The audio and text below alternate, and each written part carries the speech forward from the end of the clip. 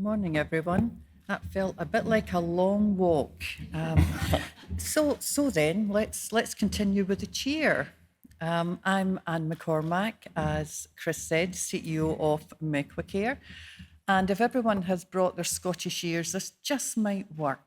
And then for my part, I'll try to slow it down because we Scots, when we get a bit enthusiastic, we do talk faster and faster. I now ask my partner in this journey to introduce himself. Thank you, Anne. Good morning, everyone. I'll start with how to say my name because it's important to me. Think of the warm sun and then meet, as in you're meeting someone and giving them a hug. So sun meet is how you say it. It's an Indian origin name and it means actually a happy friend. So as Anne would say, hopefully, I'm generally very happy and very friendly. So if you want to have a conversation with me later about any of what we're going to discuss, would love to. The reason I say that is when we started having a conversation with Anne and the team, they were very clear, and you'll hear from Anne, why they were about to do this journey and what they were expecting. And it was all around people and persons. And we truly believed in that vision. So today, I'll get Anne to maybe focus on the why and the what, while I'll focus on the how. I am the VP for Public Sector and Health across Cognizant.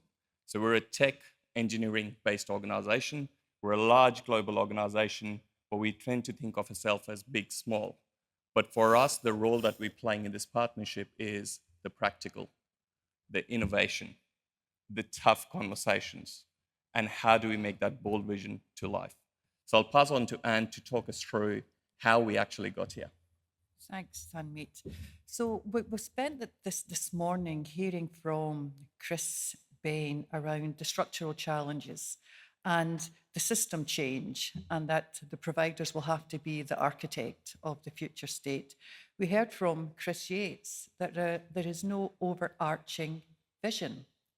And then Epital, so Denmark took us through their approach to early interventions to relieve the burden on the taxpayer, but to bring together an overall better experience for those going on their ageing journey. And Grant, I normally don't mind following an accountant, but I really do when it's Grant Corduroy, because Grant's insights and his data, he points out the unmet need within the system, but he also points out the uncertainty. And that's a really nice backdrop for what Sanmeet and I are going to talk about. We're going to share, quite humbly share, this provider's experience of trying to navigate that miasma and trying to come out the other end, having an organisation that can drive better outcomes, contribute positively to the system. And we've really got to lean in to some of the challenges when we do that. Now, you driving the slides, Sandy? Yeah, I am. Okay, thank you. I figured it out. You got it. Good well partnership. done. There we go. So if we move on to the next one, look, fairly quickly, in McCormack, we're a 65-year-old not-for-profit in Victoria. We have about 22 resi aged care facilities, 6 retirement villages, about 15,000 people in their own homes, have some op shops, GP practice. We've got a lot of the right components. We need to pull them together in the right way. One of the first things that we did was ask ourselves, is this really transformation? It's become, I think, one of these words a bit like strategy. We overuse it. So we thought, is it big change and is it transformation? And the driver was to what end? So we decided, yeah, look, it is whole of enterprise. And we decided that it does challenge the current state because the current state isn't good enough. What got us here in a disrupted environment won't get us there. And it had to have material, significant contribution to value. However, we defined value. Now, Sanmeet, what was your take on that? I would go in aged care sector, and even when I say that, right, people say aged care sector. Aged care is a mission. It is to take care of our most vulnerable. So when we were talking about transformation, and even Chris said, when he invited us to go, can you talk about the technology investment? We don't see transformation as being a technology investment. It has to be about the outcomes. It has to be about the care of the people that we're serving. It has to be about enabling the workforce that we know is doing everything every day to take care of the vulnerable. It has to be about sustainable operations. But I love the word that I heard earlier today. It has to be investable as well, right? We need to convince the government, we need to convince everyone to say, this is worth putting your money into. And so when we were thinking about transformation, it was about let's focus on those things and the technology will become enabler. Thanks, Amit. So we realised we actually can't do this on our own. We had to phone a friend. And then it was phoning the right friend.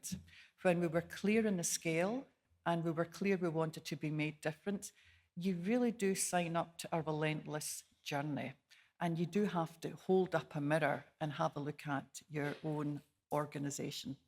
Yeah. Look, we were very clear when we came in that McCormack had done a lot of thinking around this. They weren't looking for just a supplier. They were genuinely looking for a partner because they're like, we're not sure how we're going to get this done. We have a vision, and that's what we've got.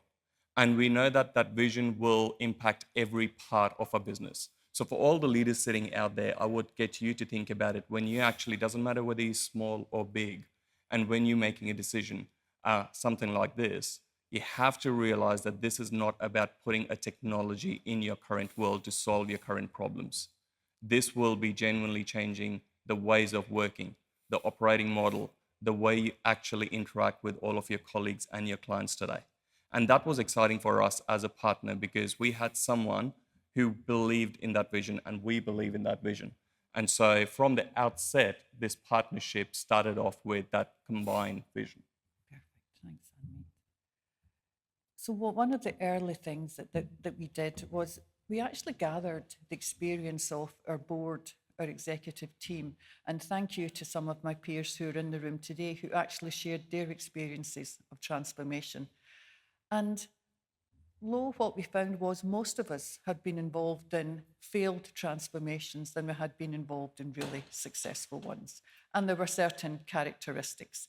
You know, you could argue there's never a failed transformation. You always salvage something, and you do. But if you go back and blow the dust off the business case, did it really achieve what you set out to do?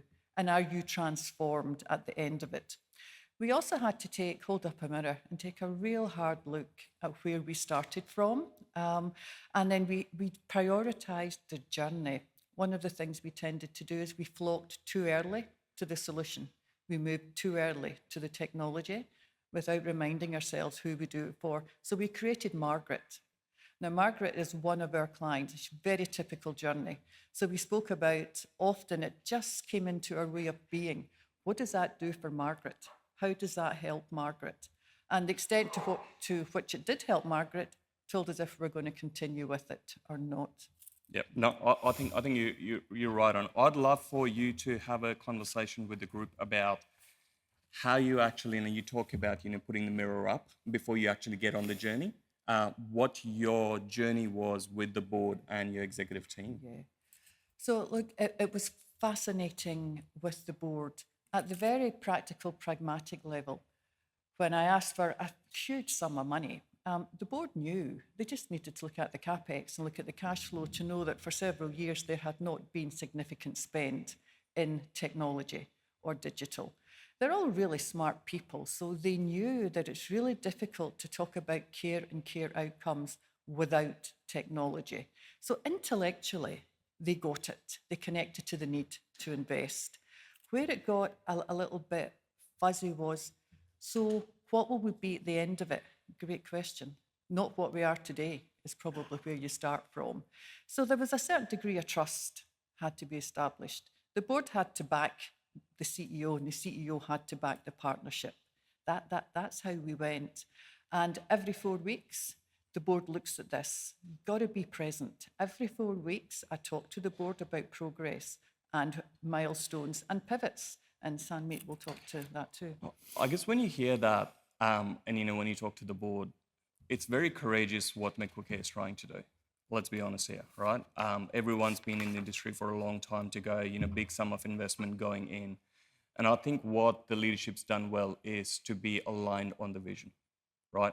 they're very clear what they're trying to do with this money is not solve current problems. They're not here to solve today's problems. They are fundamentally reorganizing and reshaping the organization from top to bottom. And that's a bold vision. And I heard Ian talk about, let's not wait for the government to come up with a vision. Come up with your own vision. That is exactly what McCormack has done, right? They've all come in here, and the leadership all is here from day dot. They were in the rooms having those tough conversations. And what I would say on that is sometimes when you put the mirror up, what you see is not what you like. And so being very clear and having an anchor of that vision is what is taking us through the entire journey. So in terms then of just holding up the mirror, we knew we were chronically underfunded, IT. We knew we had an attitude to build it ourselves rather than buy it. And one of the other things we did when we thought about the future, it was really more nowcasting than it was forecasting. It was, what's the problem? Let's fix it. What's the next one? Let's fix that. So we didn't really have a concept of a higher order goal or even a longitudinal goal. We were very much caught up in the just keep moving because we have hundreds of people who depend on us. We've got to keep delivering services. And that drag back to the ordinary, that drag back to the very close to the here and now is something you've got to resist every single day.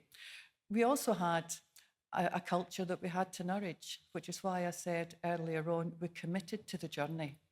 We committed to the journey and we trusted our partner would support us with the right digital capabilities. We really needed to engage the whole organisation. We gave this a brand, we gave it form. We called it MK360. It was a vote that happened across the business. And we did lots of things to clear the space in the heads for people to let this happen. And if you look at the slide up there, right, like it's a very contrast, right? What is today and the external factors that will take you to the future. My ask of people in the room is, again, keep going back to why, if you were to do this, the question, Chris, you asked is, how do you convince your board? What magic wand did Anne kind of wave to convince the board? It was being, again, very clear on what they were trying to achieve. Now, for different people in the room here, it would be different things. For some, in the context of external environment, it could be survival. We need to survive. For some, it would be EBITDA. We're for profit, we're not for profit, right? And therefore, we want to get the most out of it. For a lot of us here, hopefully, it is about the care of ultimately Margaret that we're trying to focus on. Whatever that looks like, be very clear and talk to the board about that. Because as Anne said, they're smart people. The vision is what will be the anchor that will take everyone through. Unless we have a clarity on that vision, you will not be able to progress beyond business case. I think so. And just thinking about that, Sam, one of the points that was of great value to the board was the fact that they really wanted to measure the impact and outcome of the services we delivered. And if we didn't have the data, that was really hard to do. So one of the things the board leaned into, and Chris mentioned this, was if we create the systems and we have the data, that can help us drive to better outcomes. It can help us develop newer services, deal with greater acuity, keep people in their own homes for longer. But we didn't have the systems that would enable us to have the data to give us those decision support points. Another thing we knew was we were architecting a future state in an environment with moving parts. We spent this whole morning hearing about the moving parts, but we had to start.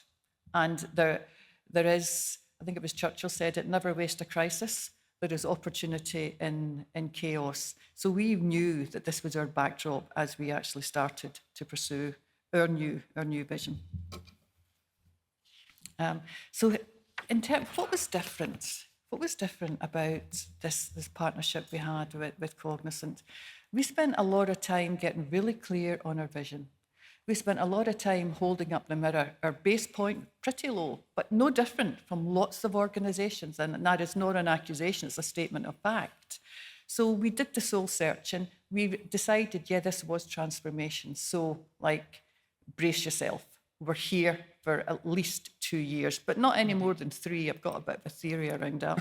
So where we went to, we spent time thinking about how do we write a scope that will attract the right people who could be our partners. We had quite a big section included in our tender on fit, and that was, what did respondents, how did they contribute to the community within which they operated? What was their employee engagement results? What was their diversity? Were they our type of people? Did they care about the things we cared about? And it became evident very early on that by the actions Cognizant take, yeah, they do care about community deliberately, to the tune of several $1 million every single year. And that was important. That values alignment and that caring about the same things was important. Yeah, I mentioned we actually gave it a brand. We also tried to resist suffering from, like, you know, that Scottish mass where we want a lot, but we don't want to pay a lot. This is just going to cost. Most times that works, probably only in Scotland, actually. But you kind of need to dig in. It's actually going to cost quite a lot of money to do it and to do it well. And that means you say no to lots of other things you want to do. Affordability, you can't do it. Yeah. And look, I've been doing this for a while in terms of very proud to lead a team that is very values aligned. But quite often you're restricted by the procurement process that you enter with something like this as a partner going in. And what was very refreshing was when we had the first demo, the entire executive leadership team was there. They were very present. They were present from the word go. And it wasn't just us, our competitors who would have gone for it as well. I've been told that they were there for every part of that conversations in the room, not on their phones. And that journey has continued along, right? When we entered or kind of entered the room, we had strong governance. We had executives clear out their diaries because they knew that they needed to enter those conversations with a mindset which was focused on tomorrow. Because when they were outside the room, it was all about the problems that I'm facing today. There's an escalation that's today. There's an audit that I need to prepare to. And it was very easy for them to go, great, so the board's agreed to this big amount of money to be spent. Can you actually fix all of my problems of today? But what was very refreshing and still is that the entire leadership comes into that with, we're not here to solve for today. We are here to create a vision for tomorrow. And that is something that we generally feel as a partner that we've got a seat on the table and we can have those tough conversations to keep moving forward. So the next one, I just want to kind of go, if this works. Yep. And could you just talk to people about the tech strategy is where you guys started from. And we've been talking a lot about it's not about the tech. How you move the dial to actually make it an organization-wide transformation.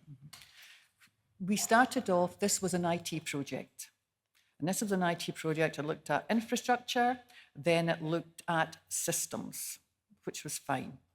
And it went along that way, and we were scoping it that way. Then we stopped and we blew it up. And we thought, this is not an IT project, this is a strategic business initiative. And this is meant to make our whole business different.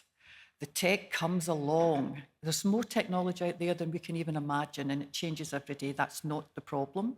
So when we actually blew it up, so we stopped and we pivoted.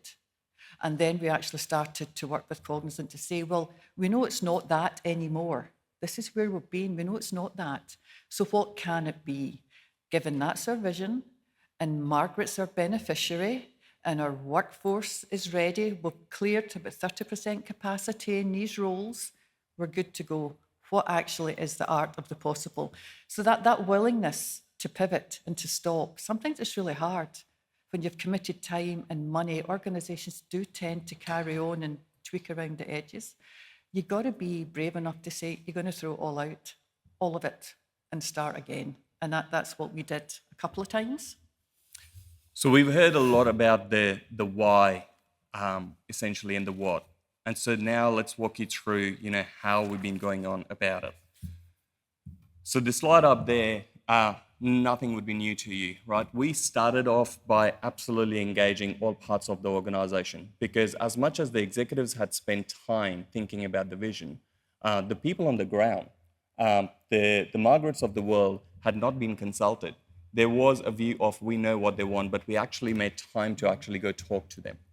Now, things that would be on the slides wouldn't be, again, very new to you guys. Margaret wanted us to know her, know that her needs change. We've talked about home care, we've talked about retirement villages, we've talked about residential care. Margaret's caretaker said, Margaret's condition is right now that she's in home care, but it is actually going to a place where I think, we might have to look at alternate options because she's had a fall and therefore the current home base is not right for her.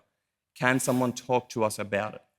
The workforce said, well, we get all these calls from Margaret and her carer, but we just don't know what options we've got available because our systems don't allow it. The finance team was saying, well, actually, we want to increase the occupancy of each of our village homes or a residential care.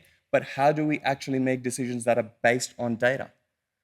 So what we're saying here is that it's not that the engagement isn't important, but it is an anchor. What's going to be different to take that bold vision into reality is clarity that that is what you're after. Clarity that this is about the people. A commitment that it's going to be a long journey. What got you here is not what's going to get you to the end. You have to be relentless on your commitment. And so those things, and I think we bring this slide up all the time when we're getting into tough conversations around what are we trying to do and who are we doing it for. So ultimately, what does that all mean? We've had now, I'd say over the last 3 to 4 months, quite a few conversations about what is this operating model. So we talked a lot about let's not fix for today. So what is the operating model that will be of the future? And so there was a big pivot and a big mindset shift to go, today, the way McCormack is structured is by business units, right? And a lot of conversations are driven by occupancy. And how do you actually get occupancy up for each of the rooms? A lot of it is driven by numbers. And we wanted to move it to an operating model that is in and around Margaret and her needs.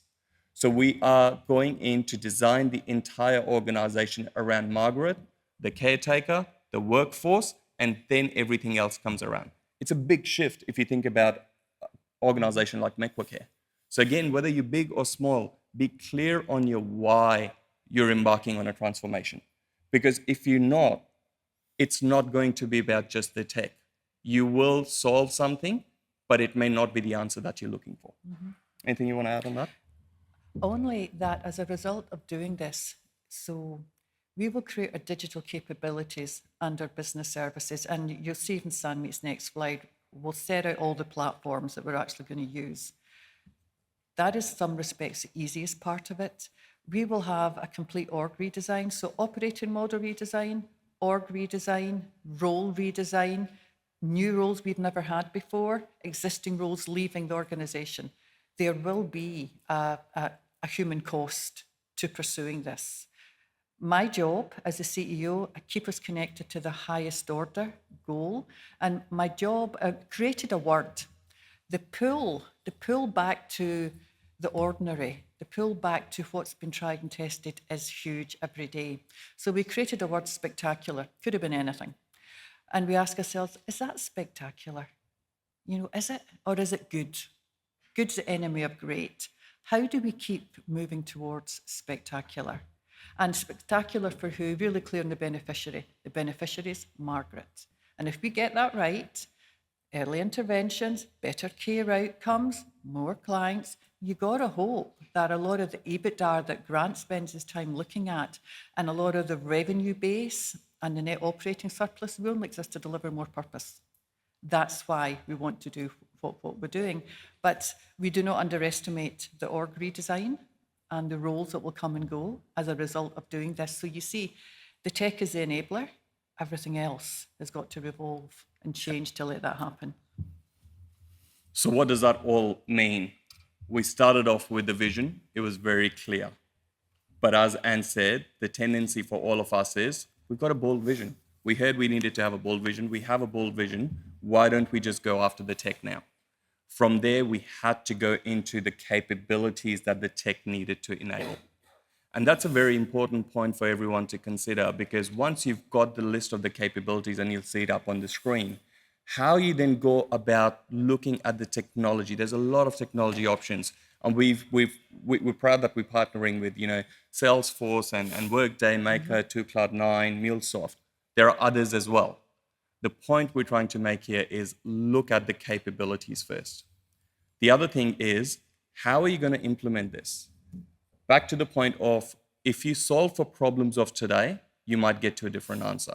So if I pick one of those up, if rostering and scheduling is your biggest issue, how you solve for it could be through a very bespoke, customized product that is out there that does the best rostering and scheduling that you will ever see.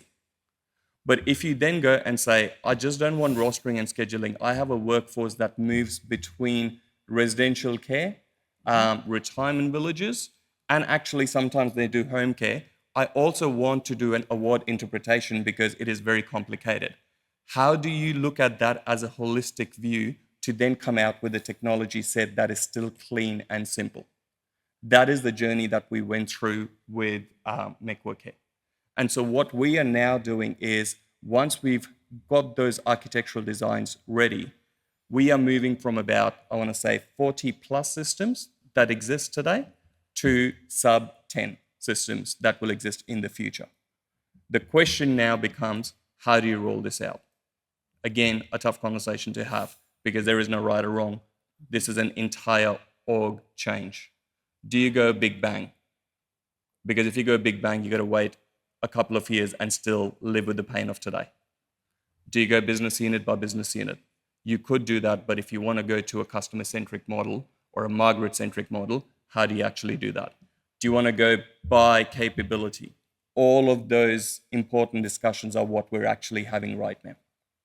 But the way we're going to go about doing it, I'm conscious of time, is back to that word partnership. But not just on paper, we're making it real, right? We've got people out in teams as one team of MK team, going out, talking to the workforce, talking to the clients, visiting the villages, the home care, making sure that we always have that testing going on to go, are we in the right direction? And that is something that we're very proud of. Absolutely.